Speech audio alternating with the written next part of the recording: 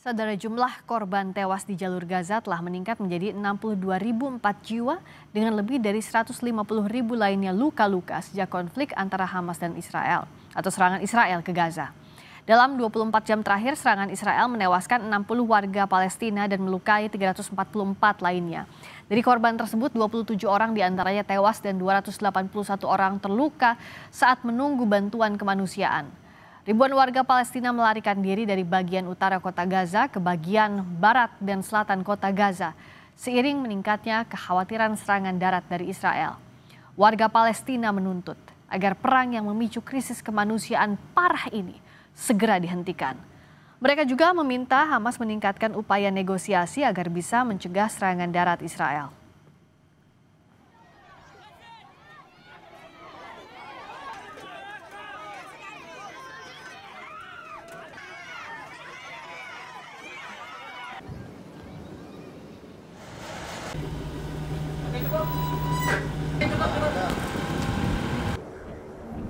Satgas Garuda Merah Putih II menerjunkan bantuan logistik penting melalui operasi airdrop di langit Gaza. Misi ini dilakukan bertepatan dengan peringatan hari ulang tahun ke-80 kemerdekaan Republik Indonesia tanggal 17 Agustus 2025. Dua pesawat Hercules C-130J TNI Angkatan Udara dari Skadron Udara 31 membawa dan menerjunkan bantuan kemanusiaan seberat 17,8 ton sebagai simbol tanggal dan bulan proklamasi kemerdekaan Republik Indonesia. Misi ini seluruhnya melibatkan 66 personel gabungan di bawah komando dan Satgas Kolonel Penerbang Puguh Julianto. Bantuan berupa makanan siap saji, obat-obatan, perlengkapan darurat. Pelaksanaan misi kemanusiaan ini menjadi simbol persaudaraan tanpa batas.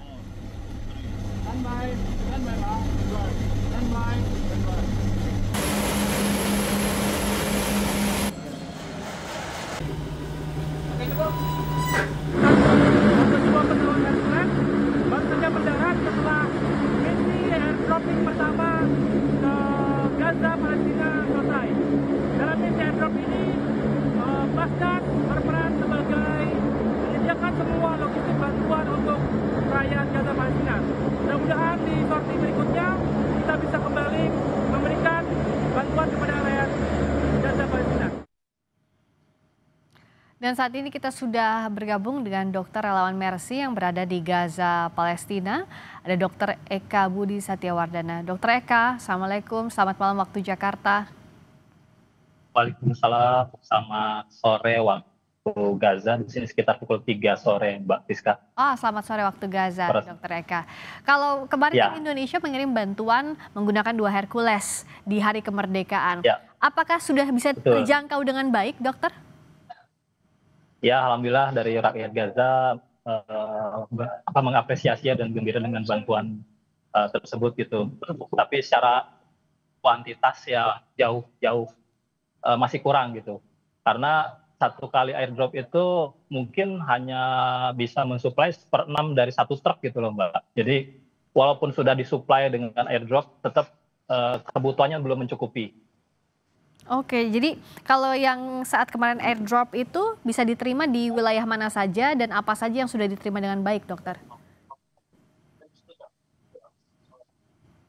Ya, dari info yang didapat sih ada makanan siap saji dan obat-obatan, mungkin obat-obat kayak paracetamol ya kalau nggak salah sih gitu. Tapi tetap jumlahnya jauh masih kurang gitu loh, Mbak.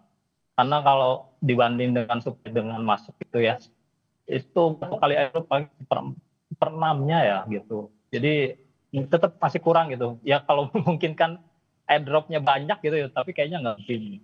Karena mahal ya. Dan juga terbatas ya, sekali angkut begitu, dokter. Bisa dijelaskan bagaimana sekarang kondisi warga di Gaza, dokter Eka? Apakah bantuan masih betul-betul diblokade oleh militer Israel? Ya, informasi yang kami dapat dari tim lokal kami dan penduduk lokal memang tetap masih boleh masuk gitu, tapi ada pembatasan gitu. Jadi pihak penjajah satu kali masuk mungkin cuma bisa 4-6 truk gitu. Dan itu hanya dibatasi hanya jam 6 atau jam 9 malam gitu. Dan masuk itu ya tadi karena saking kelaparannya ya penduduk itu berebutan dan hanya di waktu sekian 5 menitan, 10 menit, dari itu melanggar, kemudian ya terjadilah pemboman dan penembakan. Ya. Jadi hampir tiap sore sampai tengah malam kita masih sering terima pasien penembakan dan pengeboman. Jadi penembakan, pengeboman terhadap warga yang mencari bantuan itu masih terjadi sampai saat ini ya Dokter Eka? Masih. Apa yang bisa Masih ada, dilakukan saat ini? Apakah memang pejuang di sana membantu untuk setidaknya menghalau serangan dari militer Israel atau seperti apa? Atau tidak ada yang bisa dilakukan selama ini? Kalau untuk informasi itu saya kurang begitu paham Mbak ya gitu, apakah memang dari sisi pejuang melakukan istilahnya pengamanan gitu, tapi kami nggak tahu informasi itu. Tapi yang terjadi adalah penduduk yang mencoba mencari bantuan, itu hanya diberi waktu sekian menit ya, antara 5 sampai 10 menit. Lebih dari itu dianggap melanggar karena itu kan masuk daerah red zone ya. Karena truk itu nggak sampai ke tengah kota Mbak, hanya paling di pintu border masuk gitu ya, ditentukan daerahnya, penduduk sudah kelaparan ya, merubung truk, ya supir truk juga nggak bisa maju lagi, ya udah habis di situ. Tapi karena dianggap itu red zone ya udah, Ya, banyak terjadi korban penembakan dan pengeboman. karena saya yakin tidak hanya di Indonesia tapi di berbagai belahan dunia hancur hatinya setiap Pasti. melihat warga yang mencari bantuan kelaparan tapi harus ditembaki dengan tanpa belas kasih oleh militer Ya. Israel. Nah, apa yang bisa dilakukan saat ini untuk relawan? Ya. Karena pasti kan terbatas juga ya untuk mengobatinya. Sementara korban yang jatuh setiap harinya terus berdatangan, Dokter. Betul, kami sendiri di rumah sakit juga sudah mulai kekurangan banyak logistik medis ya Mbak ya. Kayak untuk obat anestesi, kemudian bed untuk ruang perawatan juga masih penuh gitu, sehingga banyak pasien yang kemudian datang berobat itu ya ngampar gitu ya di ruang IGD gitu. Bahkan di ruang perawatan pun karena sudah melebihi kapasitas ya di gang-gang cuma beralaskan kasur gitu ya, Iya. mereka ditempatkan di situ gitu. Iya, di belakang dokter Ya, itu kan rumah sakit gitu. Syifa ya Dok ya. Betul. Kondisinya seperti apa di sana? Apakah masih bisa menerima pasien? Karena banyak juga bangunan yang hancur, sangat terlihat di belakang dokter itu bangunannya saja sudah hancur, bagaimana dengan di dalamnya? Betul, jadi yang di belakang saya ini rumah sakit Syifa, itu ada kalau nggak salah 6 lantai ya. Itu pusat untuk tindakan operasi dan ruang perawat. Semua bangunan di belakang saya itu udah nggak bisa dipakai Mbak gitu. Jadi sudah rusak berat, tidak bisa dipaksakan juga untuk jadi ruang perawatan. Tapi ada beberapa bangunan di belakang yang mungkin tidak tertangkap kamera, itu masih bisa dipakai gitu. Jadi itu yang dijadikan tempat perawatan gitu. Jadi bahkan gedung untuk kesehatan ibu anak itu yang tadinya untuk menolong wanita bersalin, kemudian pasien anak-anak itu kita pindahkan semua. Jadi semua kompleks rumah sakit ini hanya berpusat untuk penanganan bedah saja. Sedangkan untuk penyakit dalam anak-anak itu dipindahkan ke rumah sakit. Jadi udah nggak pakai di gedung, ya sudah teronggok begitu saja. Begitu Mbak. Betul-betul kalau kita lihat dalam kondisi perang pun semestinya kan nilai-nilai kemanusiaan, soal hal kesehatan, tenaga medis dihargai, tidak demikian di Gaza. Dok, terlebih lagi begini, karena kan Israel juga terakhir mengklaim bahwa akan ada relokasi warga Gaza sepenuhnya, akan dikosongkan.